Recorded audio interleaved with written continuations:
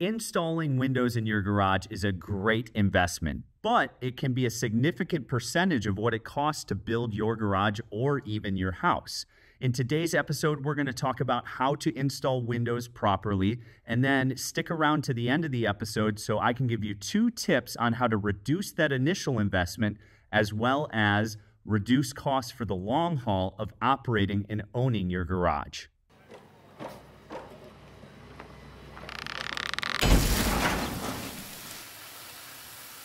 What's going on, guys? Welcome back to another episode of Detached Garage. Today's episode, we are talking all about windows. We're talking about how to install them, how you can save money on the upfront investment, and how you can save money in the long term. We're going to jump right into installing these windows. I'm a firm believer that you and a buddy and probably a minimum of 2 people can install these windows yourself. Now, what you're going to want to do and what we're going to talk about first is jumping into how you install the windows, and specifically the nailing flange. When you order your windows, and if you are new construction, make sure you get a nailing flange all the way around the window. That way you can have 1 person on the inside and 1 or 2 people on the outside, depending on how heavy the windows are, and you can install them very easily with limited tooling. You need a level, some shims, and some way of hammering nails into the outside of that nailing flange. So a simple hammer and nails will work. We had a nail gun. You don't necessarily need one. It makes it a little faster, but you and a small crew can do this yourself. What you're going to do is you're going to place the window into that rough opening from the outside, and then you're going to make sure that you have somebody on the inside that can shim the window. Let's jump up on this ladder and show you how we shimmed this window right here. As I said before, I'm fairly confident you can install windows yourself. It is very easy, and if you have a crew that is somewhat mechanically inclined, I am sure you will be able to do it. Now, placing the window inside, you place the window in the rough opening. Then, from the inside, you place a level on here to make sure that you have the window leveled this way. This is important, and probably even more important for a window that is operable. We'll talk about that at the end of the episode. So once you level it this way, then you'll put the level up here, and you'll make sure it is level up and down up here so that your window isn't tweaked back and forth. So what's going to happen is, while the crew on the outside is holding the window in, the 1 person, maybe 2 people on the inside are shimming the window and using the shims to adjust the height along the bottom.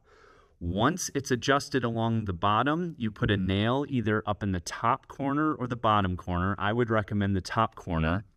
And then you get it plumb along this edge here. Once it's plumb and level, then you can nail all the way around the nailing flange and finish installing the window from the outside. So we had a skid loader and a crew of about 4, 2 people on the outside, 1 person running the skid loader and 1 person on the inside, and it worked really, really well.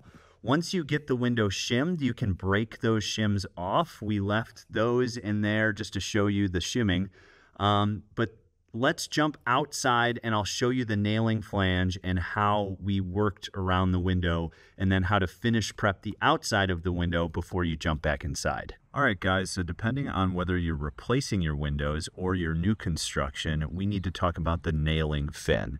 And this fin is a little extension of the window that goes all the way around the window. And it's just that, it's a nailing fin. Now, you don't have to necessarily hit the holes all the way around, but the big thing for installation is you want to leave this bottom side untaped. So if any water does get behind the window, it can seep out. So what we did is, again, we prepped the opening with the PolyGuard liquid flash.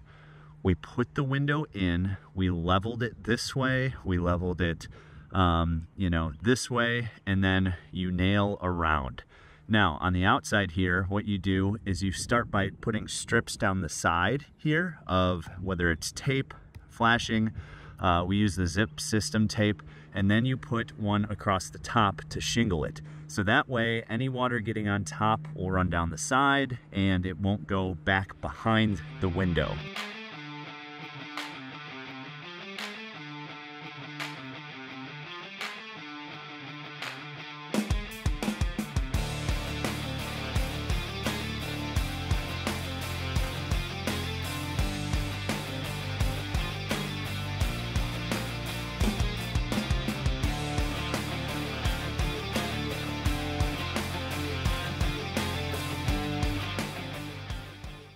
let's go inside and take a look at how to finish the install on the inside of the window. Back inside now, and what you're going to want to do is get some expanding foam.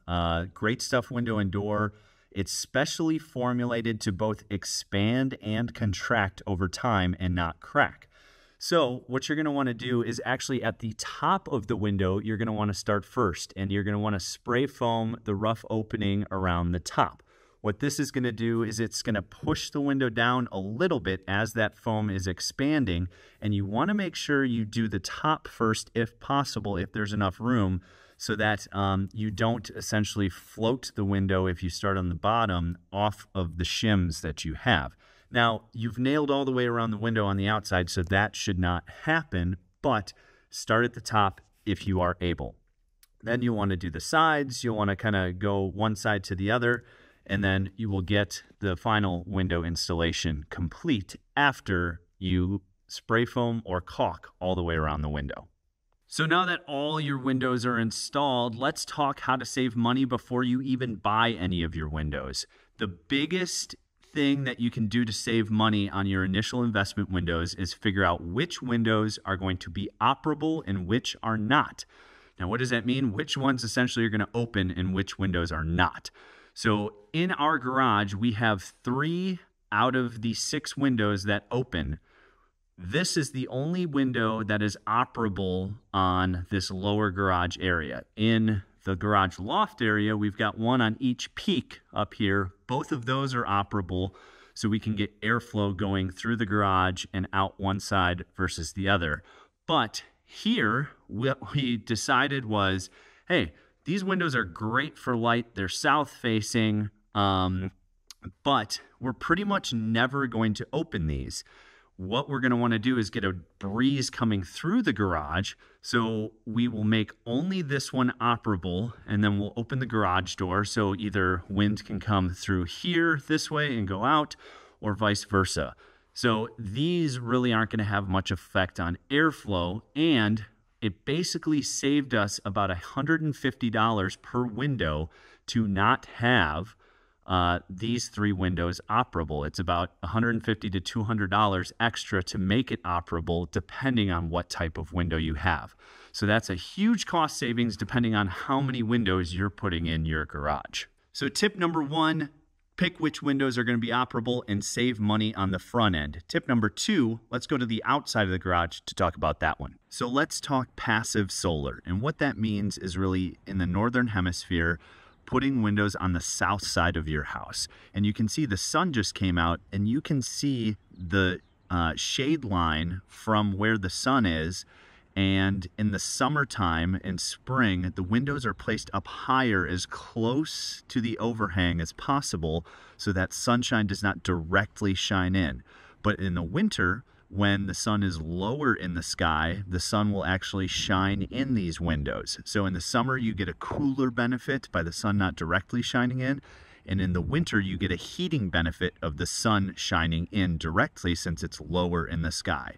So there's a huge debate on windows already of whether to have them on your garage or not so people can see in. If you do keep them higher, it's much more difficult for people to see in. This is an 8-foot ladder, so you're not going to see directly in unless you get on a ladder or something like that. So a huge money savings in the long run if you can do somewhat passive solar to keep these windows higher up for a cooling effect in the summer and a heating effect in the winter. I am very confident that you can install windows yourself. Obviously, if you don't feel comfortable doing that and you're not necessarily DIY handy, or you don't have a buddy that can help you do it, don't do it. But you can save yourself a ton of money on your windows and the cost of the garage by installing those windows yourself. Remember, figure out which windows you want to be operable and save yourself a couple $100 per window in your garage. And in the design of your garage, try to do as much passive solar as you can, which will help with heating and cooling bills of your garage if you're going to condition the space.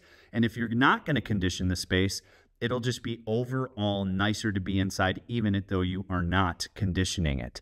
In the next episode, we are going to put fire retardant paint onto the spray foam, and then we're going to paint the entire ceiling. We've still got a little bit more insulation to get up around the top portion of the garage. That'll be coming soon. If you have any questions or you want to call me an idiot for how I installed my windows, please put them in the comments below. Thank you so much for the support and watching this channel. It means a ton to me. The comments have been awesome. Thank you again for watching Detached Garage.